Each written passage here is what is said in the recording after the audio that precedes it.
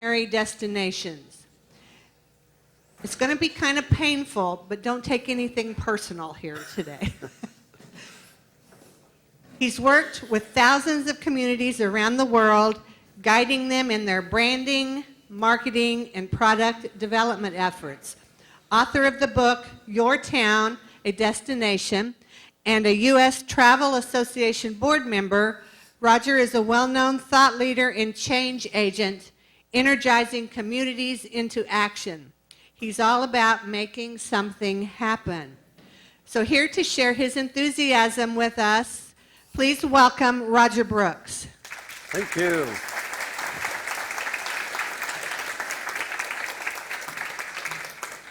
So how is everyone this morning? Yeah, great. It was, I hail from Seattle, and so yesterday was just like home, that rain.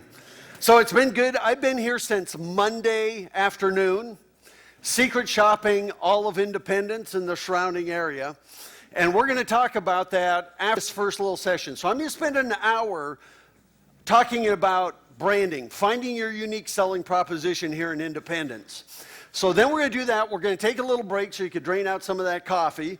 And then we will start on the assessment, which is a look at Independence from the eyes of a visitor.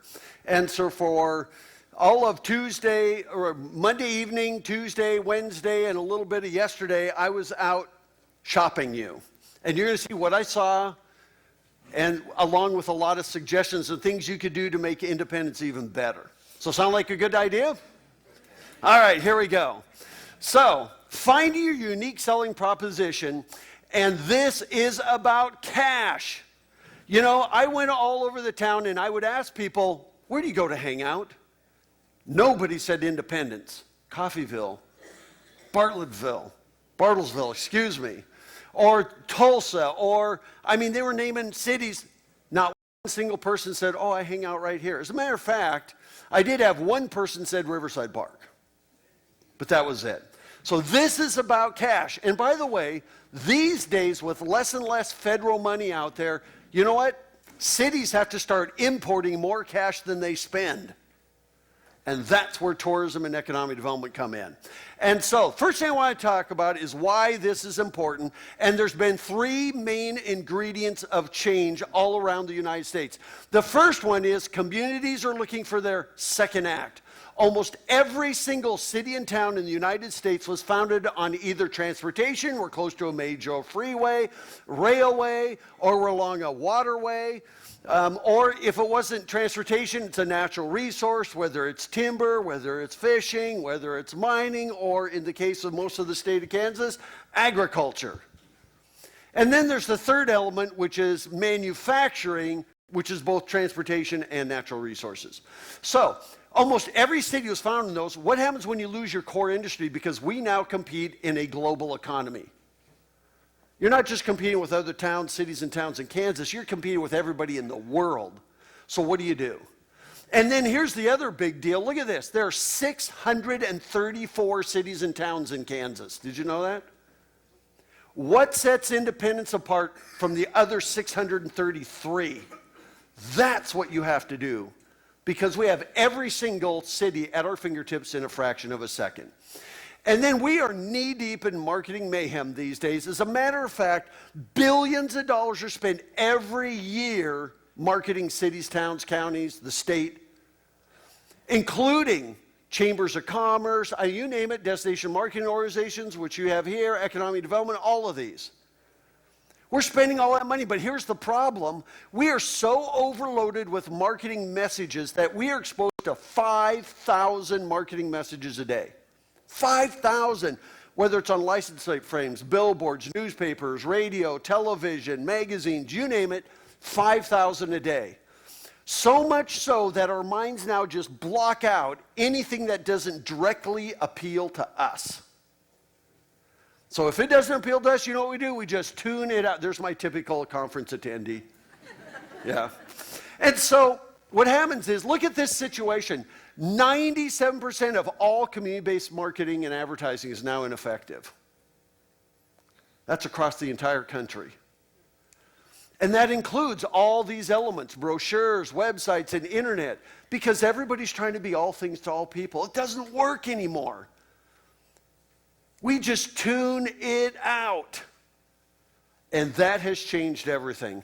And then finally, the third ingredient change is the internet. 90% of all Americans have internet access immediately, right now, on your cell phones, your tablets, laptops. Whether we're at home, at work, at school, you name it, 90% of all Americans have access to the internet. And out of that group, 94% use the internet to decide where they're going to live, where they're going to start a business, where they're going to come this weekend. They use the internet, don't you? We all do. It has changed everything. But the astounding thing is location is always second to the primary draw. Nobody is typing in, I'm sorry to say, independence first. They're typing it in second. And I'm going to show you that. So that's the thing that you have to change. You must quit marketing your location first. And by the way, how many of you have ever gone anywhere because it was a county? Raise your hands. Go ahead, everybody, all at once. That's right, everybody. Not one hand went up. See what I mean? And so it's not about geography first. It's always second to the experience.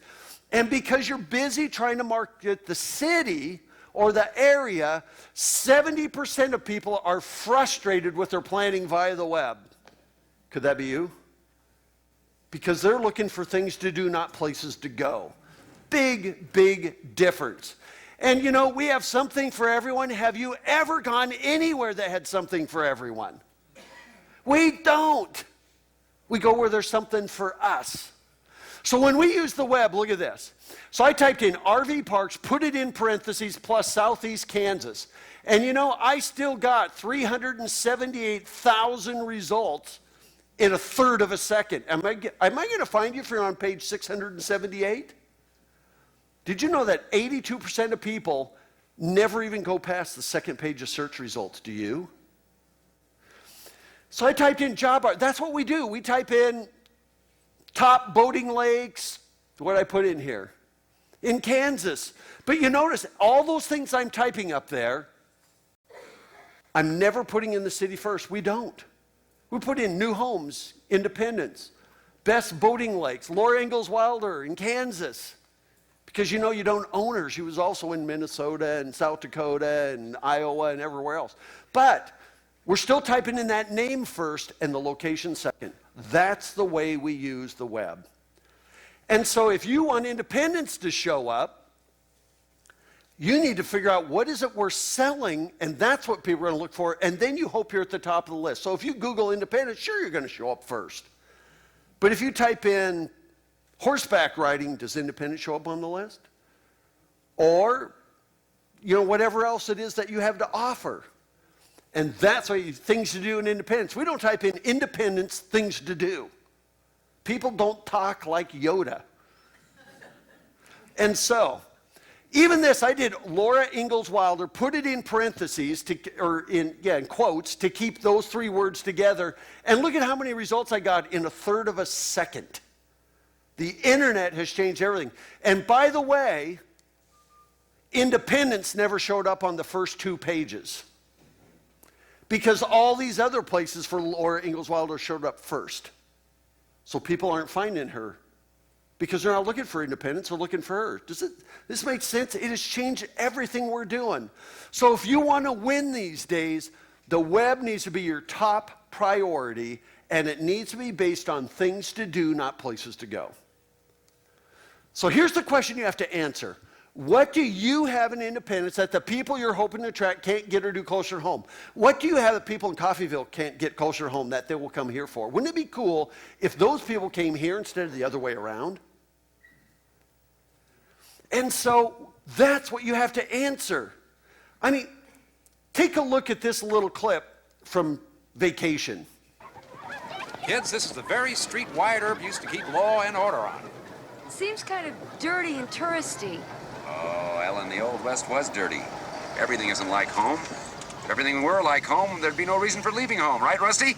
Oh, yeah, Dad, this is great. You know, I'm glad we didn't go to Hawaii. I'll bet you are. But Chevy Chase made a good comment there. If everything there just like home, there'd be no reason for leaving home. So once again, what do you have that the people you're hoping to attract can't get or do closer to home? That's what you need to hang your hat on. You know, why should they invest in independence? Why? Or why should somebody move here? Or why should people visit you? Tell me why. What is it that makes you different or clearly better? And by the way, if you say, oh, well, we're really better at that, it has to be by third-party endorsement. Can't be because you say it's better. You know, I started my career developing Whistler Resort. They hosted the 2010 Winter Olympics in British Columbia. You know what our goal is when we started developing that ski resort? To be the #1 rated ski resort in North America. Our goal is to knock Vail off of its perch, which they did, because we knew that they weren't different. But if they could be better, then people would skip over the same experience closer to home because it's so much better. Make sense? And that's what you have to understand, because competition has never been more fierce. I call these the economic development dudes. Everybody wants those factories. Everybody wants this. Competition is fierce. But most communities have the group hug mentality. Because you know what I'm going to tell you? Is independence needs to narrow its focus. You need to be known for one thing that sets you apart. And somebody's going to say, well, but you're leaving me out. Or they're going to say, but we have so much more than that. You have to find that one thing that sets you apart from everyone else. Because otherwise, you don't stand for anything. Worse is the membership mentality. Well, I pay my chamber dues, and I don't believe we should be into that. You know, I think we should focus on this. Some of you might say we should be all about airplanes because Cessna builds them here. And somebody else would say, yeah, but that's too narrow of a niche. I mean, can you imagine? That would probably never happen in independence, would it? No, I didn't think so. But in this day, you have to outwit, outplay, outsurvive, outlast. It is survival of the fittest. It is a brand new game. So how do you stand out from the crowd? What sets independence apart from everyone else? That's the question you have to answer. You know, and Richard is here from State Tourism. You know, and I said this when I was speaking in the tourism conference up in Topeka. Give the state something to sell other than we have lots of history. And so this is what branding is all about. We're going to get into this. Here are the 10 things you need to know. First of all, logos and slogans are not brands. Have you ever gone anywhere because they had a great logo? Have you ever said, man, let's head down to Coffeyville. I think they have a really cool logo. Or have you said, really, I don't want to go to Wichita because I think their logo sucks. By the way, I have no idea what Wichita's logo looks like. But take a look at this little clip from Parks and Rec.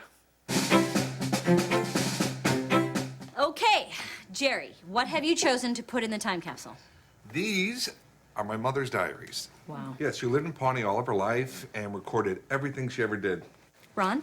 I am submitting this menu from a Pawnee institution, JJ's Diner, home of the world's best breakfast dish, the 4 horse meals of the Eggporcalypse.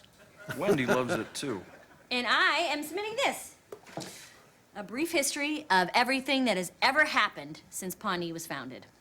Not like you get extra credit for this, but I did type it from memory, and for the first time ever compiled, it includes a complete list of every official town slogan we've ever had. Oh my God, Leslie. I know, can you believe it? It's crazy. Isn't it? Pawnee, the Paris of America. Pawnee, the Akron of Southwest Indiana. Pawnee, welcome, German soldiers. After the Nazis took France, our mayor kind of panicked. Pawnee, the factory fire capital of America. Pawnee, welcome, Vietnamese soldiers. Pawnee, engage with Zorp. For a brief time in the 70s, our town was taken over by a cult. Pawnee, Zorp is dead. Long live Zorp. Pawnee, it's safe to be here now. Pawnee, birthplace of Julia Roberts. That was a lie. She sued, and so we had to change it. Pawnee, home of the world-famous Julia Roberts lawsuit. Pawnee, welcome, Taliban soldiers. And finally, our current slogan, Pawnee, first in friendship, fourth in obesity. So I want to know if you would go to any of these places because of their taglines. And these, by the way, are real. How about Beaver, Oklahoma, the cow chip capital? What's the image that comes to mind? to watch where you're walking? How about Springdale, Arkansas? Springdale, it's not that bad. They're using it. Then there's Buzzards Bay, Massachusetts. You gotta live somewhere. And then there's Athol, Massachusetts. Okay, try to do this with a straight face. Okay, Athol. I can't. You're in Athol. Quit snickering.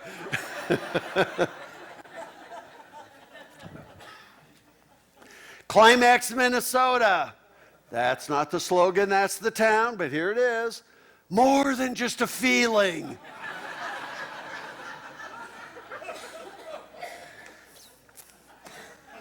Okay, while we're on the vein, Hooker, Oklahoma.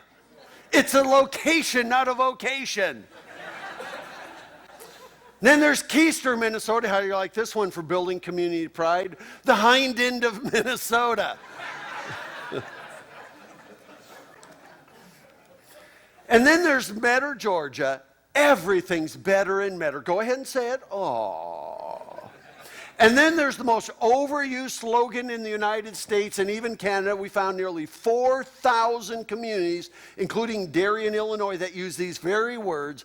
A great place to live, work, and play. Isn't that special? That's what we all think of our hometowns. And finally, there's Little Gas, Kansas. How many of you have been to Gas? Oh, yeah, good for you. You know, there it is, the home of the world's largest gas can. But it's a little town, 2,500. It's along a 2-lane highway. They're desperately trying to get people to stop. Don't pass gas. Stop and enjoy it.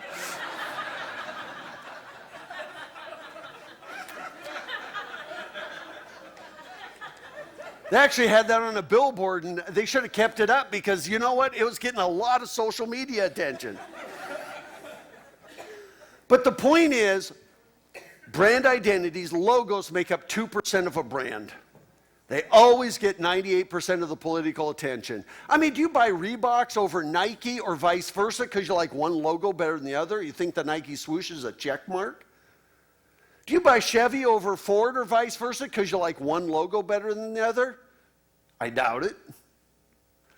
You know, or do you drink Pepsi over Coke because you like blue better than red? See, at the end of the day, it doesn't matter. So I don't want you to get hung up on logos and slogans. They are not brands. Number 2, a brand is a perception. When you tell people, I'm from Independence, what's the first thing that comes to mind? That is your brand. It is a perception of what people think of you. We just got done, or we were still working in Topeka.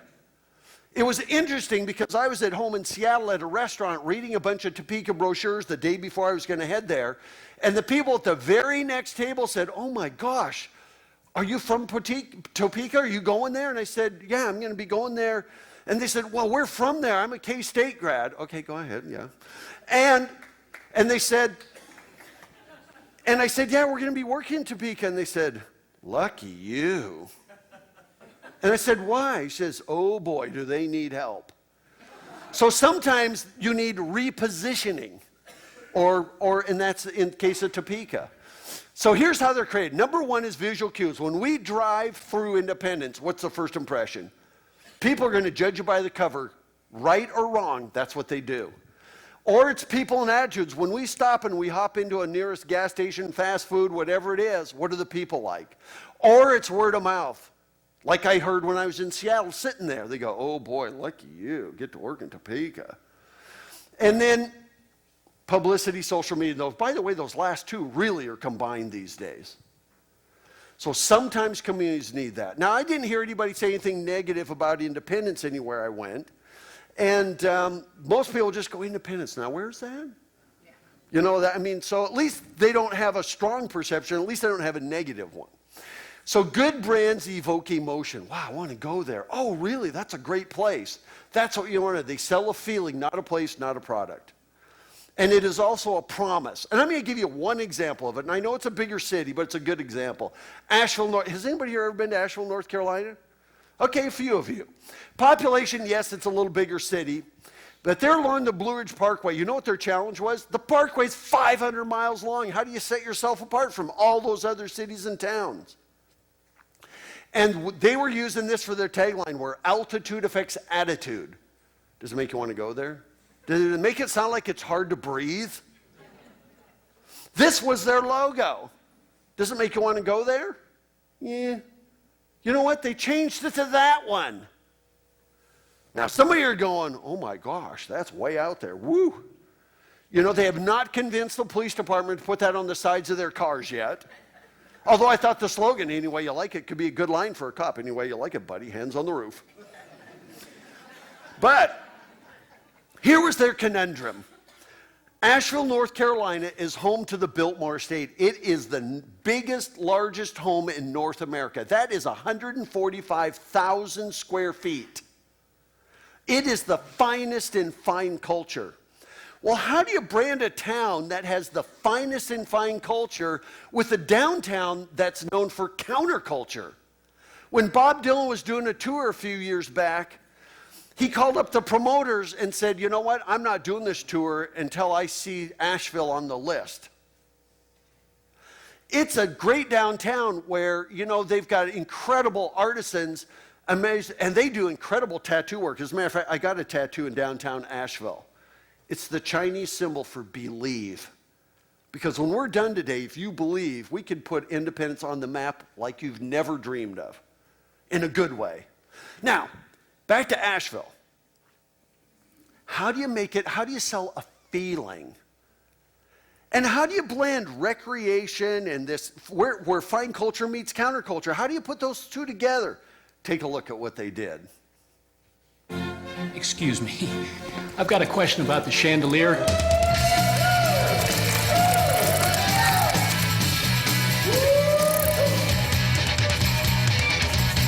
Visit exploreasheville.com. Pretty good, huh? Now, how do you make their outdoor recreation? By the way, the three most overused words in tourism are outdoor, recreation, and the word unique.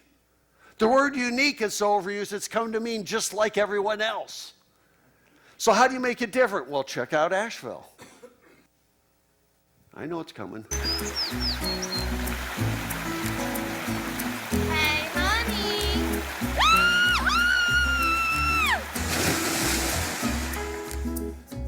Visit exploreasheville.com. Ready to go? Yeah. They should have put unclothed up there. And this sells the feeling. Quintessential Asheville, North Carolina. Take a look. I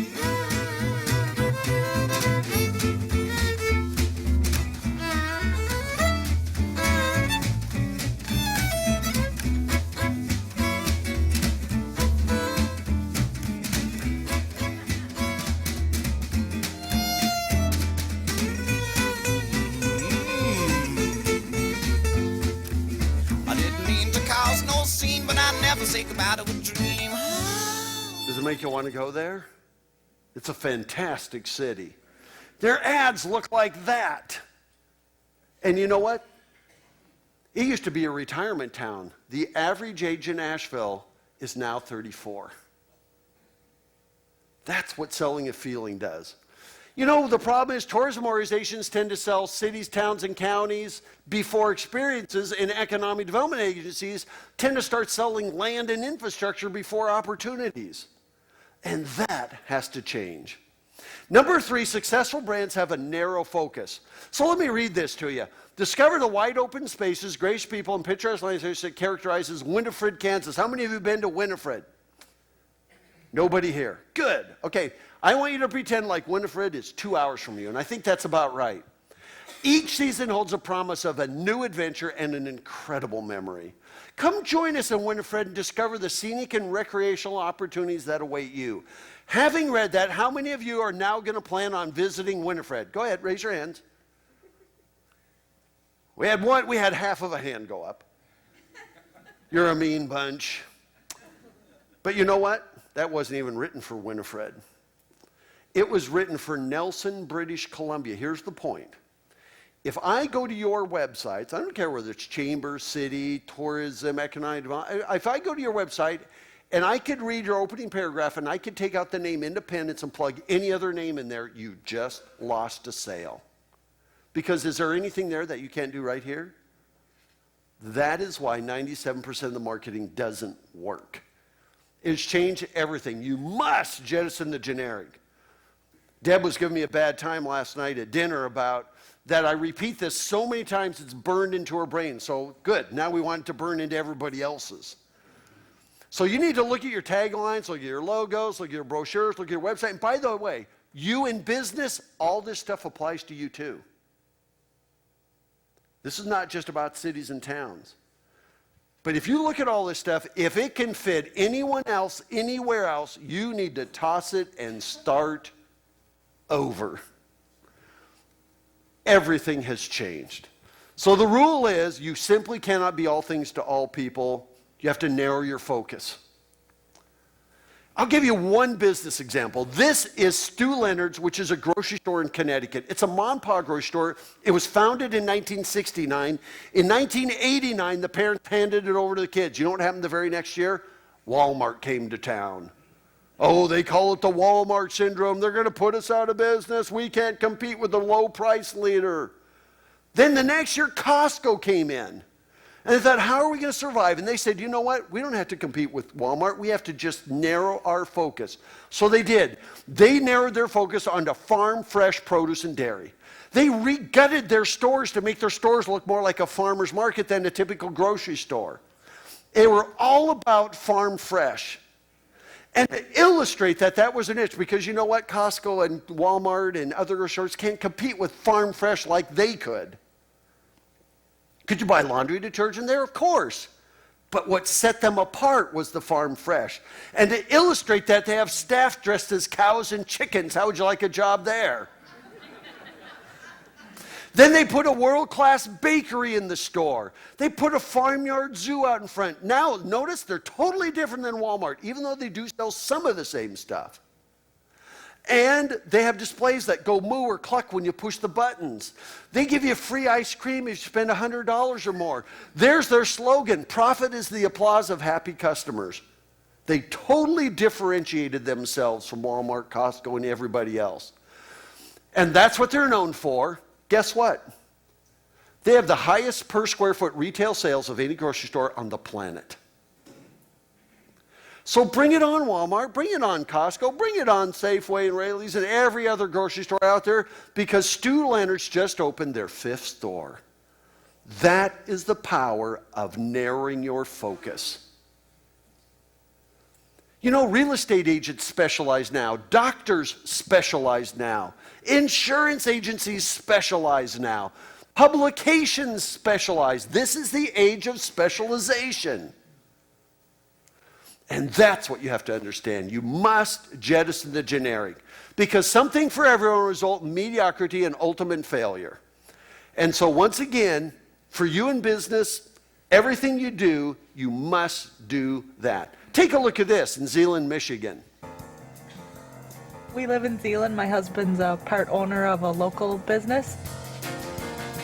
The neighborhood, it's a close-knit community with historical homes and a short walk to the downtown, which we enjoy. The neighbors that look out for one another, the small hometown feel that Zeeland enjoys, and the merchants that all know you when you come in the door. A lot of times we like to ride our bikes as a family, walk downtown. We enjoy going to the parks, playing in the backyard with some of the other neighborhood children. Our kids especially love the Zeeland Bakery because they like the cookies. It's a great community to raise a family and to spend time in. Now, first of all, I think they filmed that at the wrong time of year. I didn't have any interest in riding our bikes as a family or playing in the backyard. But here's what she said. I'll go down her close-knit community. There it is, historical homes. I mean, I'm going to go right down this list. These are all the things she said. Could every single one of these apply to Independence? Or any other small city or town, or even a neighborhood anywhere else? And we wonder why our marketing doesn't work. I mean, you know, could this be you? That is the problem. You know, I love it. These are words and phrases I say to avoid. So I want to tell you something kind of funny, because I did this at the tourism conference. And so, you know what? Look at these words and phrases. Could they fit any town anywhere in Kansas? Or Oklahoma, or Iowa, or Missouri, or anywhere else? So I arrived at my hotel Monday night, and there was a letter waiting for me at the front desk. And here's what it said. Welcome to Independence, Kansas. We have something for everyone. We have so much history. It's all right here, and it's the place for families. Okay? We are the birthplace of William Inge, Bill Curtis, the home of the original home site to Laura and the entire Ingalls family for a short period of time. And she goes on, and then she goes, explore, discover, and experience everything right here in our historic downtown. We are definitely far from ordinary, and did I mention we are close to everywhere? Wichita, Tulsa, Joplin, Kansas City. I hope you enjoy your stay. I was panicking. And then Deb wrote, seriously, and I went, whew. She was pulling my leg.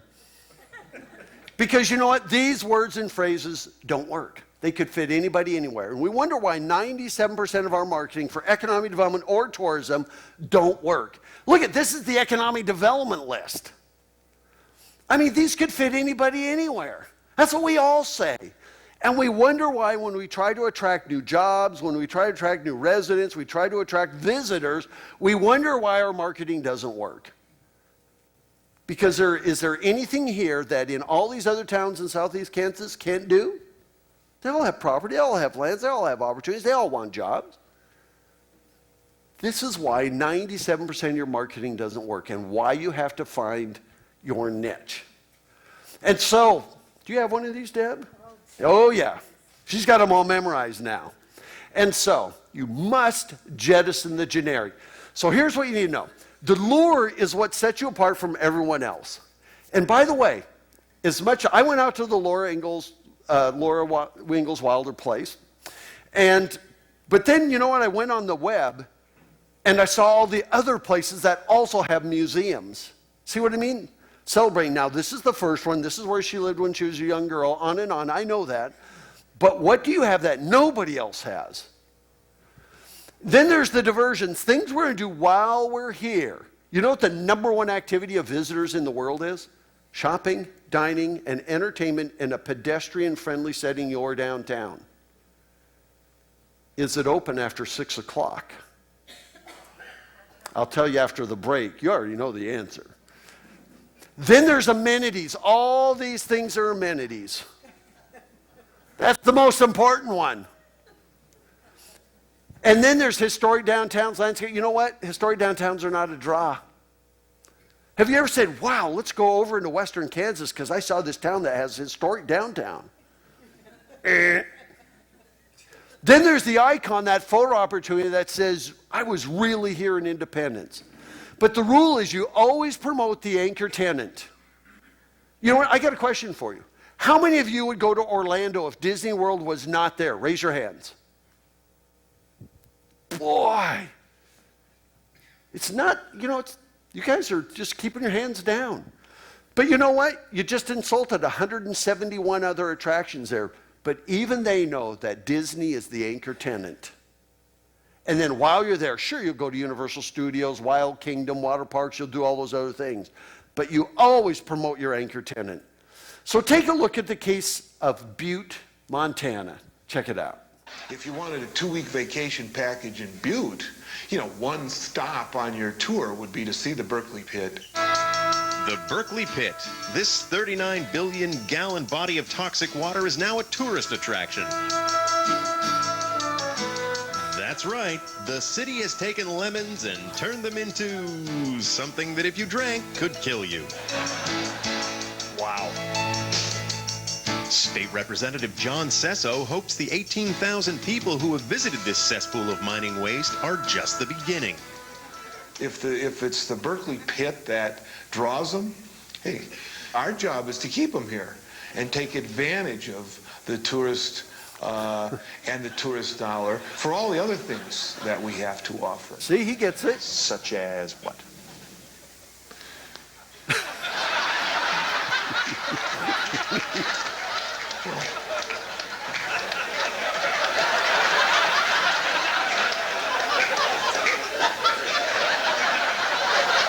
Oh, geez.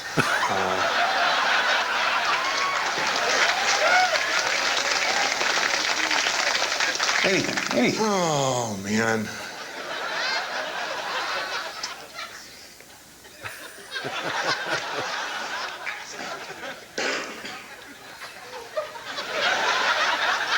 Anyway.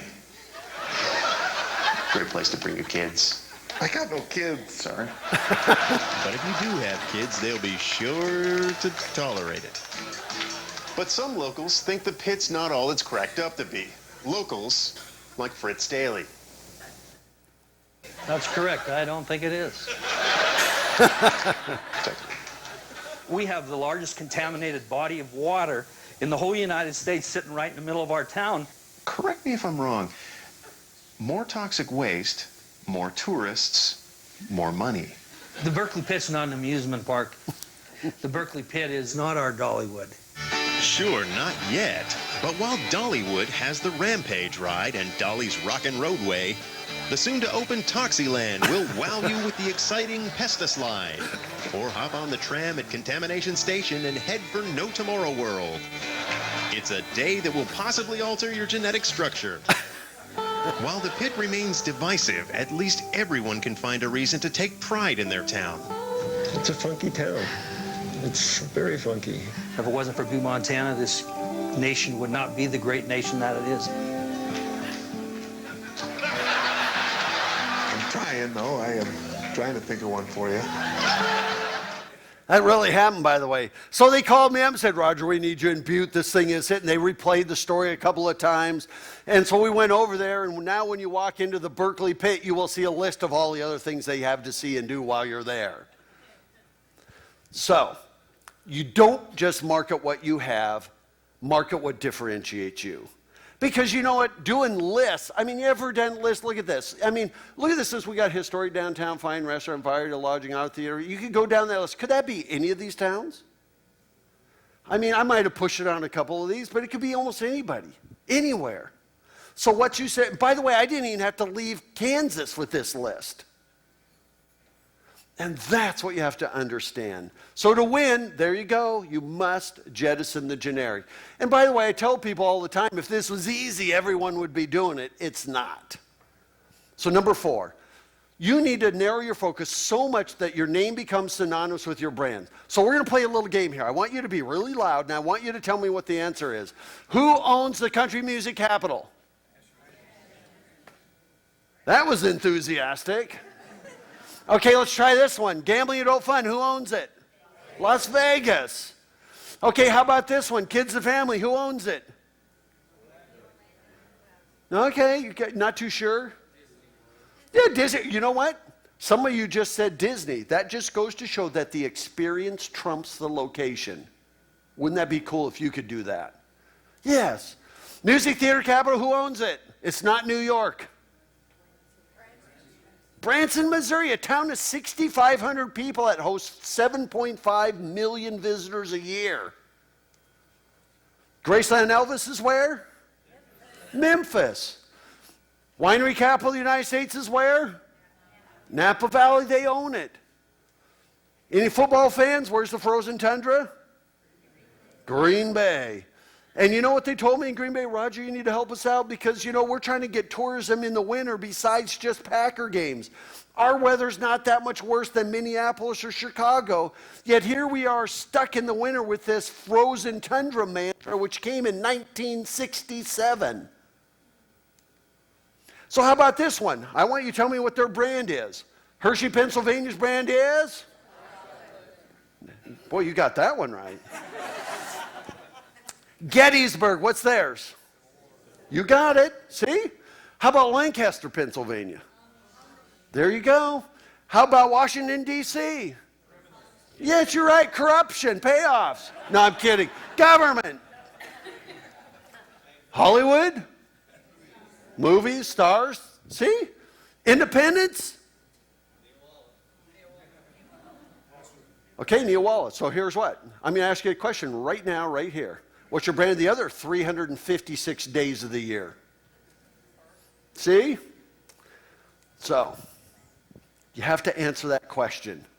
Number 5, brands are built on product, not just marketing. You know, Little Jefferson, Texas, it's a town of 2,500. It's in the northeast corner of Texas. They call it Oklatex, Oklahoma, Louisiana, and Texas. In their downtown, they have 125 antique dealers. Did you know they have an antique dealer for every 20 residents in their town? It consumes almost probably 75% of the buildings in downtown are full of antique shops. They have so many antique shops that people are driving 4.5 hours from Dallas just to go there. They're coming from Houston about 4.5 hours. They're coming from New Orleans. And because they have so many people going so far, they're all spending the night, or most of them, and now they're the official B&B capital of Texas. A little town of 2,500. You know what? If you had 35 restaurants in downtown Independence, you know what? You'd have people here coming here from Bartlesville instead of the other way around. So whatever your focus is, what is it? And that's what you have to answer. Jackson, Wyoming. You know as Jackson Hole, which is actually the ski area. Population just 12,000. They're the home of Western living. You know, the pine pole furnishings, the sheepskin rugs, all those things that are kind of mountain living. And that's what they have. Look at that, town of 12,000. 110 Gowers and Western living shops, and guess what? Look at that. A lot of visitors go there. What's your focus? So community brands are built on things to do, not just things to look at. Here's the challenge with your history. Even in Washington, D.C., the Smithsonian, the greatest museum in North America, or collection of museums, 85% of the people that go to one of the Smithsonian museums are there not for Smithsonian. They're in Washington, D.C. for other reasons. To hand out those payoffs. No, just kidding. But they're in Washington, D.C. for another reason, and while they're there, it is a must-see attraction. Very seldom is history a draw in itself. And here's why. Because once we've seen it, we've been there, we've done that. Why should we ever come back?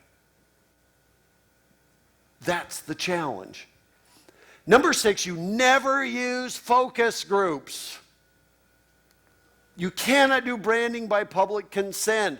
This is Oak Harbor. This is up in Washington State. It's on Whidbey Island. Okay, we got to do a new logo. So we're Oak Harbor. We better have an oak tree.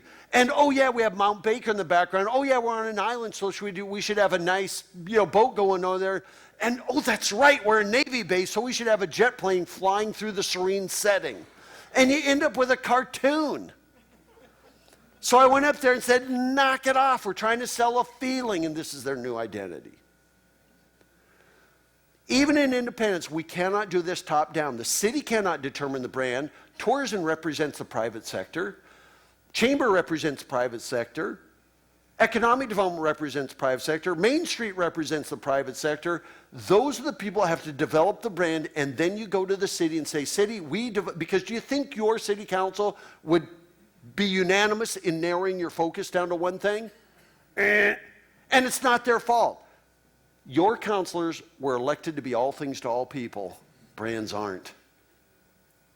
If you wanted to make this a public project, here's how this works. You ready?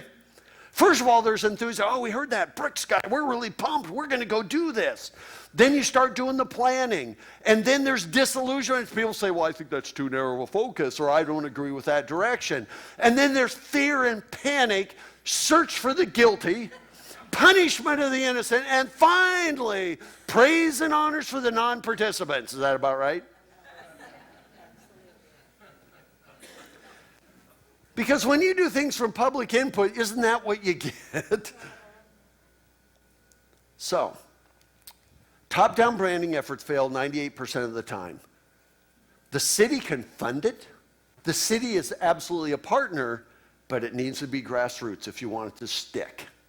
And that's what you have to understand. And number 7, you never roll out your brand until you can deliver on the promise. If you say you're something, we come here and it's not here, boy who cried wolf, we're not coming back. We were working in Stockton, California, right when 60 Minutes called it the mortgage crisis capital of the world. And by the way, the people in Stockton think worse of themselves than people around them. So we had to do kind of a glass half full campaign. Celebrate life, celebrate sports, celebrate all these different things. Even in their tourism website, we used confetti and stuff just to get them to think better of themselves in this repositioning campaign. And then number 8, great brands always start with a plan. So this is what you need to do. And you could do it yourself. Branding it. What is it we want to be known for here in Independence? And what do we have to do so we own that? And then how do we tell the world? And it needs to be an action plan, because you know what? The days of strategic plans are over, gone, done, period. We want the to-do list. And number 9, you build your brand on feasibility, not just local sentiment. So here's how you do it. This is not rocket science. So you make a list of ideas. Wow, we should hang our brand on this, or we should hang our brand on that. And I'm going to give you a couple ideas. But you build, and what you do is you take that list and you ask these 10 questions. Is this something that people are hoping to attract can't get or do closer home? So if you want people from Wichita to come here, or from Tulsa to come here, or from Coffeyville to come here, any of these other communities to come here, whatever it is, it needs to be different. And is it something the community can buy into? We're not going to ask their permission, because we're building it on feasibility, not just local sentiment. But it's something. So if I came and one of my ideas was, you know what? I think you ought to be Sin City of Kansas. Do you think we're going to get a lot of local buy-in? Probably not. I do see a couple people that are going, yes. Can the private sector invest into it? That is the problem with history. How does the private sector invest in Vivian Vance today? See what I mean? Bill Curtis or whatever. How can you invest in it? Because this is about tax base. How much will it cost, whatever it is, and when will we see a return on investment, both public and private? And how wide an audience will it attract? We want a niche, but one challenge I had, I thought, man, I've been working on getting my private pilot's license. And I've been doing it in a Cessna 172H.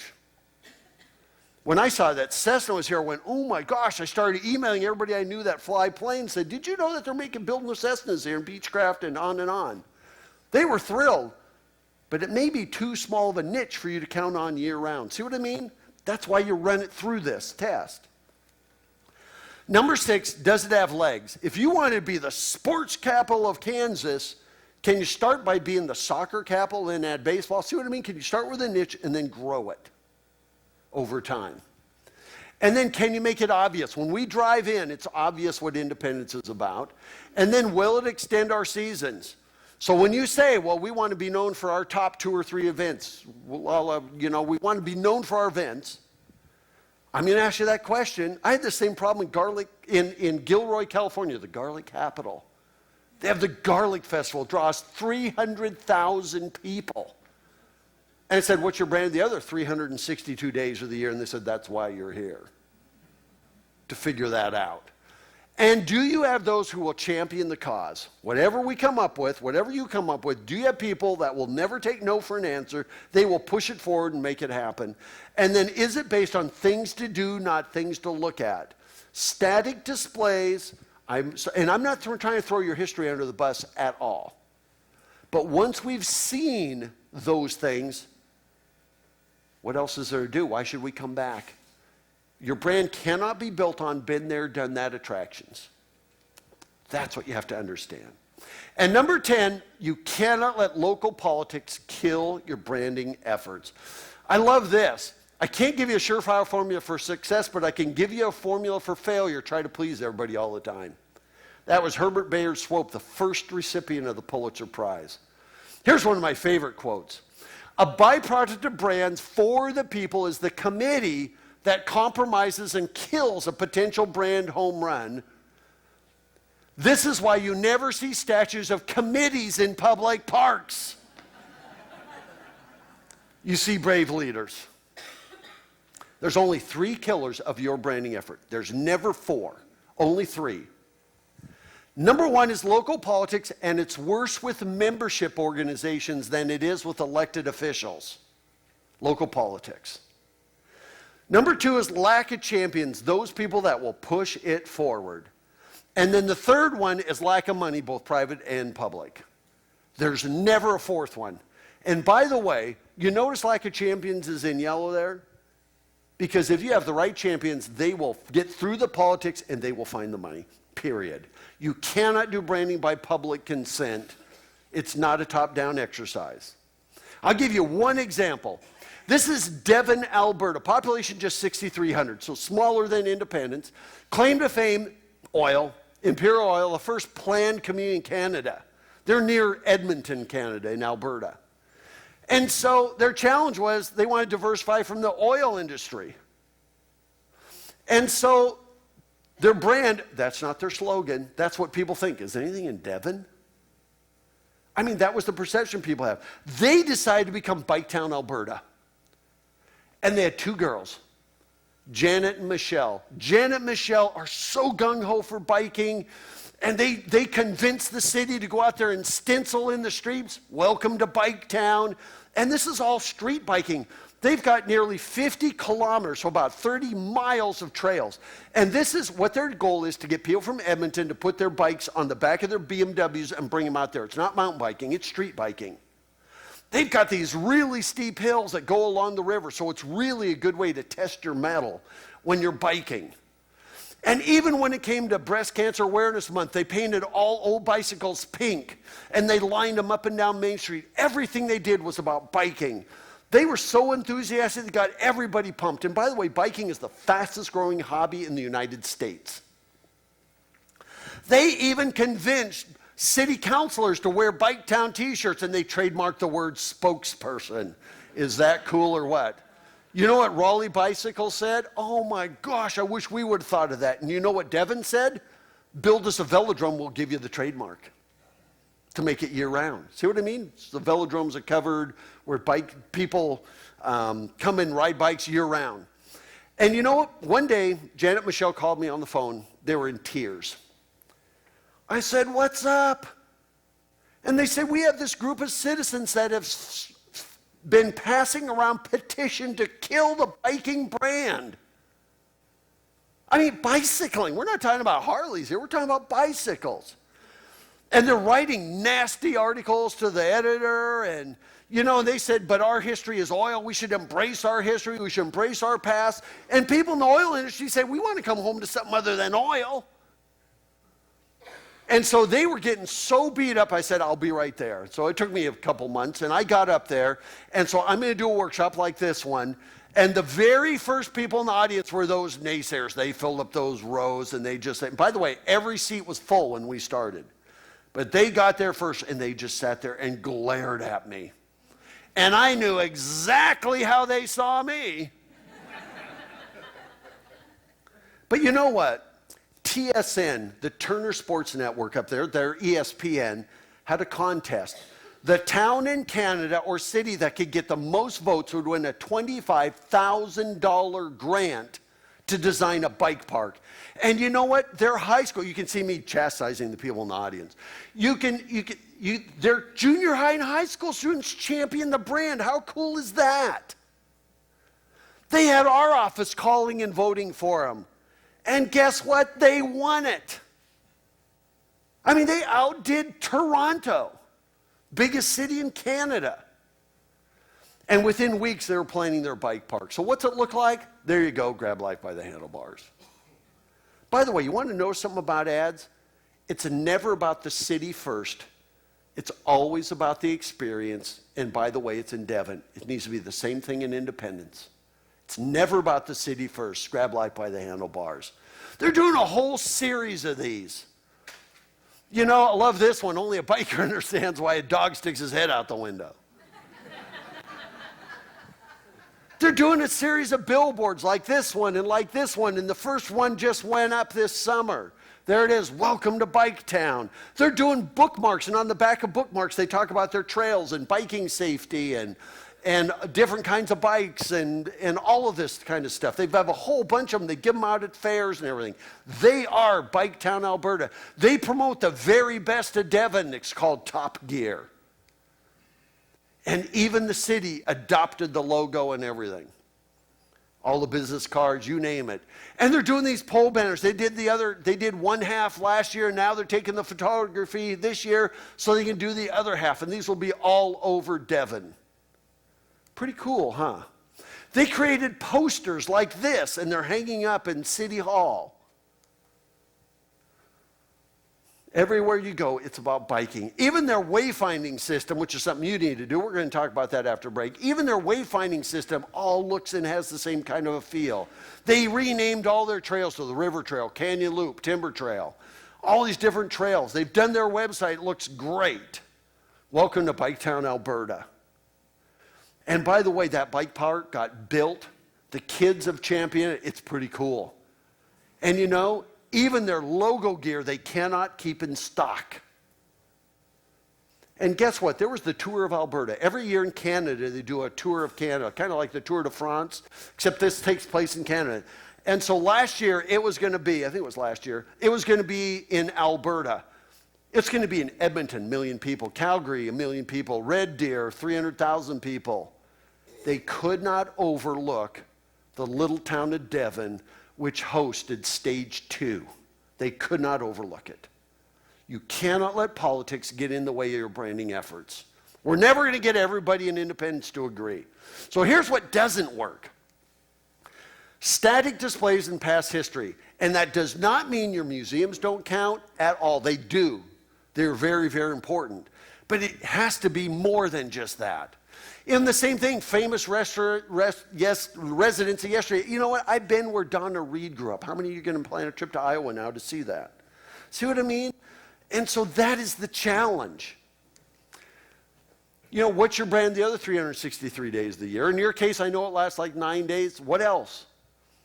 Your location. It doesn't work. It has to be the experience and being all things to anybody, to everyone. And by the way, the best brands in the United States are built on private sector investment. Country music, that isn't a public. Napa Valley wine, those are not public. Orlando, all those theme parks, they're not public. Santa Fe, all the Native American art, that's not public. Detroit and automobiles, Hershey and chocolate, all these things are built on private sector investment. And finally, I want you to repeat after me, okay? I'm going to say it once, then I want you to say it. Okay, you ready? I promise to promote only what's truly unique. You ready? I promise to promote only what's truly unique. You were supposed to say it like you meant it. How about this one? I promise to be different. You ready? I promise to be different. That's better. And finally, I promise not to repeat things other people say. All right, all right, all right. I mean it. Explore, discover, four-season destination, all that stuff. Brands that come from within are far more successful, and so outsiders should only facilitate the process. When we help communities do this, we don't do it for them, we do it with them. So if you end up hiring somebody to help you do that, make sure that's important. And I'm going to give you really quick, before we take our break, the step-by-step branding process. We actually go through a 13-step process. Sounds like AA, doesn't it? But I'm just going to give you the 5 primary steps. And here they are. Number 1, where you are today through the eyes of a provincial visitor. You're going to do that right after the break. I just performed an assessment. I seeker shopped Independence for 4 days. I had another crew member here with me who already had to leave. But that's number 1. Here's where you are today. It's your baseline. Then number 2, you ask. Now remember what I said, they don't make the decision, feasibility does, but you still ask. You have to ask the people in Independence, what should we be known for? What is it? What do you want to hang your hat on? But then they don't make the decision, feasibility does. And then number 3, you do the research. Which of all these ideas makes the most economic sense? And that's the one you're going to hang your brand on. And then number 4, you develop the action plan, how to get there. And then number 5, you have to go out and sell it. You don't go out and say, hey, is everybody okay with this? That won't work. You have to go sell it. Make sense? So, the 3 ingredients are patience. It doesn't happen overnight. Passion. People that are passionate about it. Persistence. And I was working up in Alpena, Michigan, and said, Roger, you better add a 4th one on that. I said, what is it? And he said, a little bit of pain, because not everybody's going to agree. So I've been here since Monday, and I had a couple ideas for you.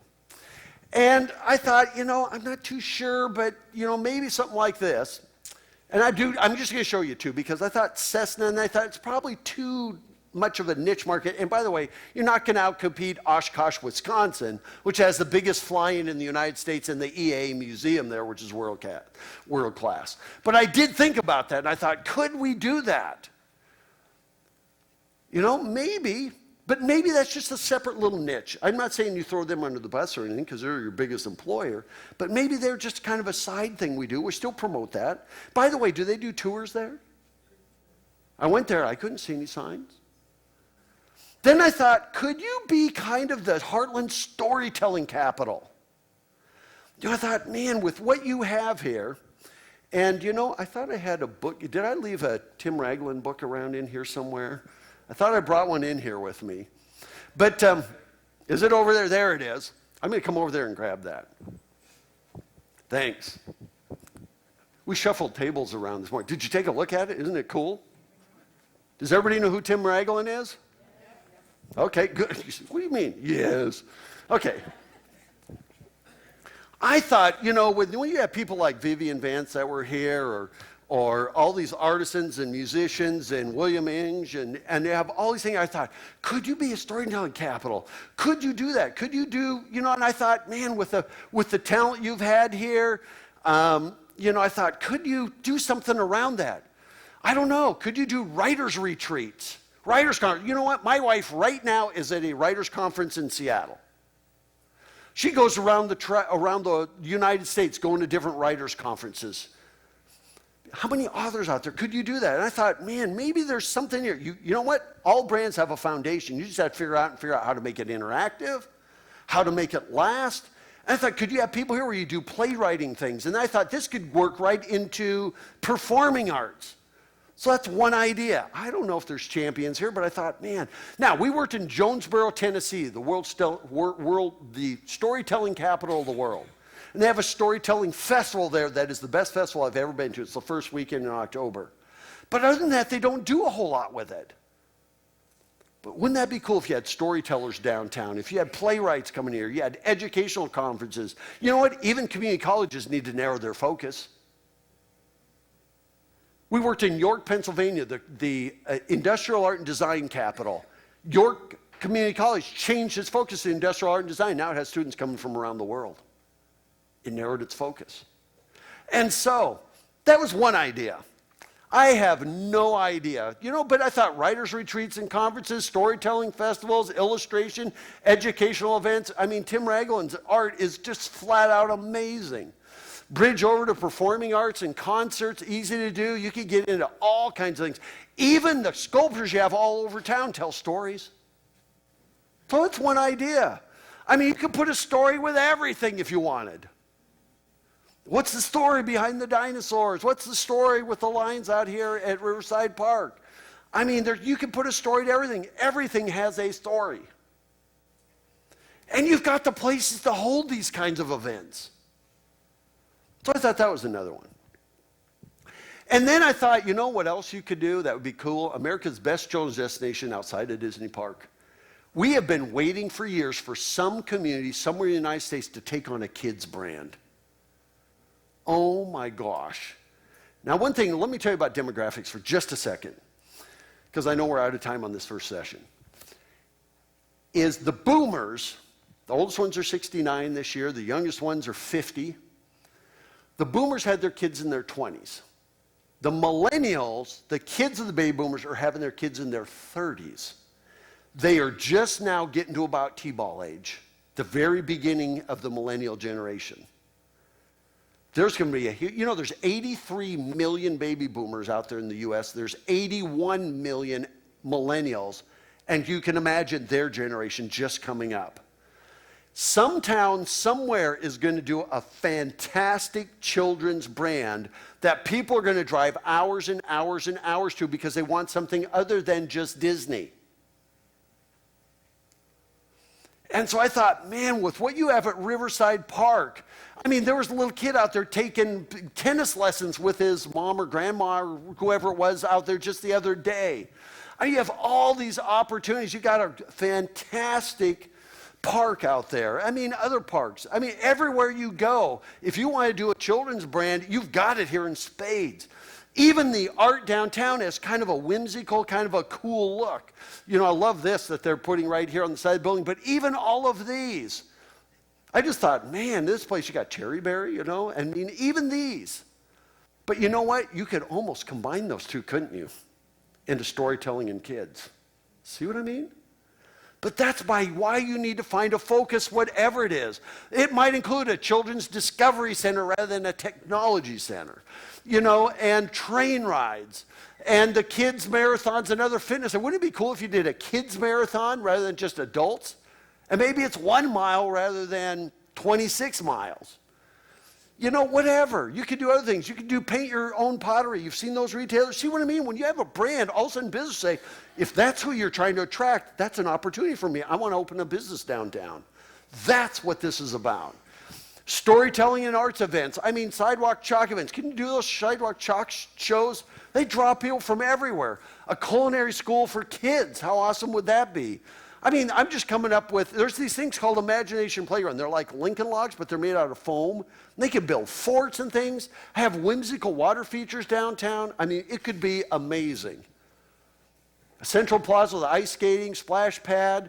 I mean, you know, famous story characters around town. So I just want to give you, plant you a couple of seeds. Both of these you have foundations on, all three of them. Could you take one of those, leverage it, and you know, once you pick one, it's going to be fun because they say, well, we could also do this, and we could do this, and we could do this. And you know what? You will have everybody on the same page pulling in the same direction. What a concept, huh? And so, I mean, with everything that you have, you know, downtown, you could do it. And so, you have all of these festivals and everything. All of these could have a focus in both of those brands. So to close things out for this part, you must deliver on the promise. Whatever you say you're going to be, you have to deliver on the promise. And I'm going to show you a 60-second commercial that's about meeting expectations. So whatever you say you are in Independence, when we get here, it better be here. Are we going to get what we expect? And this one puts it in human terms. Take a look. Okay. Here we are, together all alone, in the still of the night, and baby, all I know, my poor heart skips a beat when you're next to me. In the still of the night, well,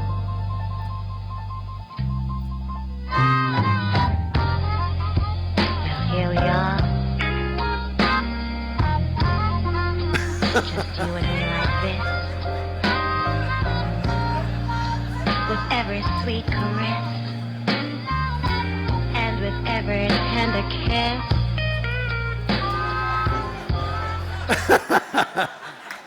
Yep, it's about meeting expectations. So here's to the very bright future of Independence. So let's take a little break for about, 10 minutes. By the way, there is a handout.